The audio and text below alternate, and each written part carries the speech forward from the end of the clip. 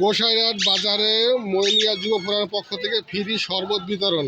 আসুন জেনে নেই কারা এই শরবত বিতরণ করতেছে, তাদের পরিচয়। আপনি কি এই ফোরামের কি?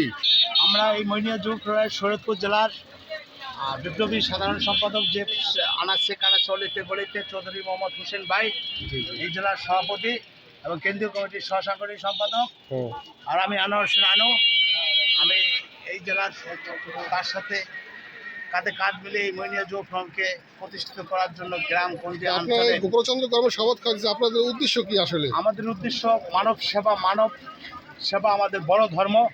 আমার বাবা সৈয়দ সাইফুদ্দিন আহমেদ আল হাসিনী উল হোসেন আল মাজবান্ডারি মাদ্রাজুল আলাহি নির্দেশ কর্মে আমরা সারা বাংলাদেশে শুধু এই শরবত আপ্যায়ন না, এই গরমের তীব্রতার মাধ্যমে গরিব মানুষের ধান কাটা, সাধারণ মানুষকে আমরা সেবামূলক স্বাস্থ্য, রক্তদান, বিভিন্ন কর্মসূচি আমরা এই মইনিয়া যুব ফোরাম আজকে থেকে 11 বছর ধরে আমরা এই বাংলাদেশের সারা বাংলাদেশে আনাচে কানাচে আমরা ইউনিয়ন সারা বাংলাদেশে চলতেছে। আমাদের সারা বাংলাদেশে আমরা সর্বশেষ বিতরণ দিয়েছি লেবু, আমরা লেবু দিয়েছি, আমরা ট্যাং দিয়েছি, আমরা স্লাইন দিয়েছি, ওট স্লাইন। ক্লান্ত অবস্থা মানুষ যেন ক্লান্তিক থাকে, সেই ক্লান্তিকটা কেটে যায়। ভালো প্রোগ্রাম দেখি। সাত কেমন আছে বাকি নজর খাওয়ান তো। ভাই আপনি খেয়েছেন, কিরকম লাগতেছে? মজা না? ভালো লাগে। আচ্ছা এই যে দেখেন কি দিয়ে বানাইছে।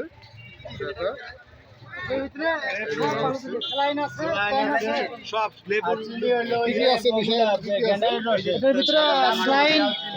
লেবু ট্যাং এগুলো আছে, চিনি আছে। ভালো খাওয়ান।